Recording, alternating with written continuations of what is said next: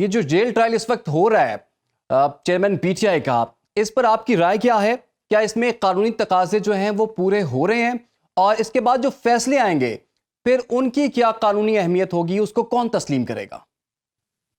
देखिए, Islamabad high court ने categorically वो जो नोटिफिकेशन था जेल ट्रायल का उसको मुअत्तल कर दिया और ये करार दिया कि ये प्रॉपर वे से ये नहीं हुआ।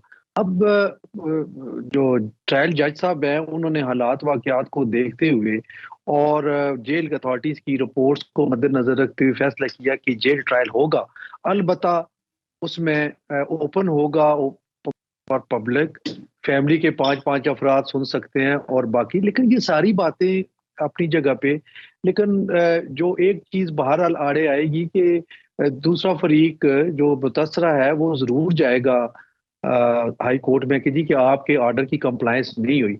अदरवाइज देखना ये है कि एक पॉलिटिकल लीडर हैं, साबिक प्राइम मिनिस्टर हैं और एक पॉपुलर जमात के वो चेयरमैन भी हैं। अब उनके खिलाफ जो इल्जामात है वो अगर ओपन कोर्ट में उनकी सुनवाई हो और उनका डिफेंस भी देखा जाए तो मेरा ख्याल है इसमें कोई मजायका नहीं है। ये अपॉर्चुनिटी उनको मिलनी चाहिए और जितना भी आप मामलात को दबाएंगे वो इतने ही उभर के आते हैं और इतने जोर से आते हैं। तो आई थिंक कि हुकूमत और अदालत को सोचना चाहिए कि ओपन ट्रायल मुनासिब है, उसको अपॉर्चुनिटी उनको मिलनी चाहिए। और ऐसी भी कोई बात नहीं है कि जिसको सीक्रेट रख के आप जेल के अंदर ट्रायल करें।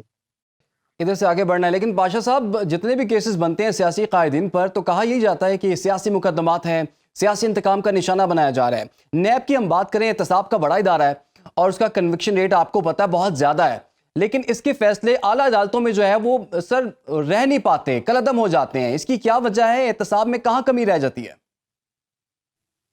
सबसे अहम बात यह है कि नैब का इदारा जब ये बना उस वक्त एक आमर ने बनाया था और उसने इससे खूब फायदा उठाया। और आपने देखा कि इलेक्टेबल सारे उसने साथ मिलाए, मुस्लिम लीग काफ की हुकूमत बनी।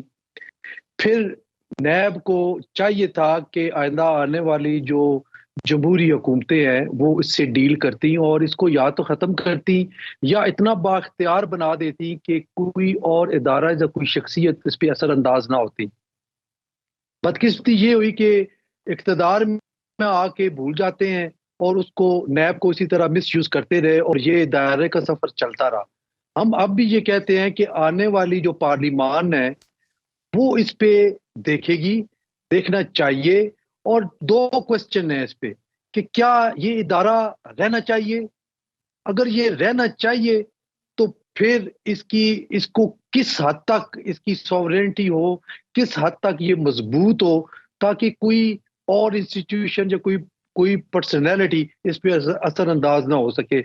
देखिए, सबसे अहम बात जो इसमें है कि इनके जो प्रोसिक्यूटर्स हैं वो इतने नाअहल हैं कि वो सही तरह से तफ्तीश ही नहीं कर पाते। और आपने देखा होगा कि सुप्रीम कोर्ट ऑफ पाकिस्तान में जब जस्टिस मकबूल बाकर साहब नैब के बेंचेस को हेड कर रहे थे तो उन्होंने टाइम एंड अगेन ये कहा कि नैब को पॉलिटिकल इंजीनियरिंग के लिए यूज किया जा रहा है। यही वजह है कि किसी भी पॉलिटिशियन का केस आप उठा के देख ले तो वो एंड रिजल्ट क्या आता है। अगर ट्रायल कोर्ट ने उसको सजा दे दी है तो हाई कोर्ट या सुप्रीम कोर्ट ने उसको बरी कर दी है।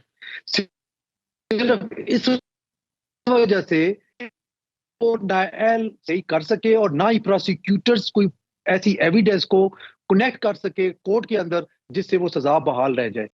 तो मैं नहीं समझता इसमें जिम्मेदार कौन है आपके ख्याल में? इसमें जिम्मेदारी किसकी है? नैब अपीलें भी वापस ले रही है और अब जिस तरह से चीजों को प्रेजेंट कर रही है बिल्कुल एक बदली हुई नैब लग रही है। पहले नैब डिफरेंट थी, नैब तो इदारा तो वही है ना सर।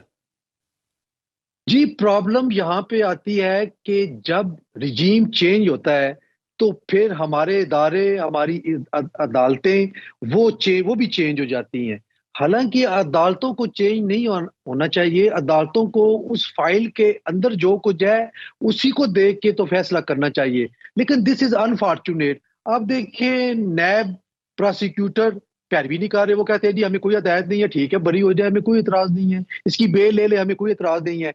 अदरवाइज कोई और प्रोसिक्यूटर इस किस्म की स्टेटमेंट, कंसीडिंग स्टेटमेंट दे, तो उसकी बकायदा पूछ गुछ होती है और उसको सनश्योर भी होते हैं, उसको नोटिस जारी हो जाते हैं कि क्यों ना आपको नौकरी से निकाल दिया जाए। लेकिन नैब देखें एक ऐसा इदारा बन के सामने आया है जिसके प्रोसिक्यूटर्स भी जो मर्जी है स्टेटमेंट दे रहे, जिसके आईओ जो मर्जी है जिस तरीके से एविडेंस करा दे, और फिर कोर्ट्स के हाथ बंधे हैं, कोर्ट्स कुछ नहीं कर सकती। ठीक है। जब जो प्रोसिक्यूशन ब्रांच है वो कहती है जी हम पैरवी नहीं करना चाहते, कोर्ट्स क्या करेंगी?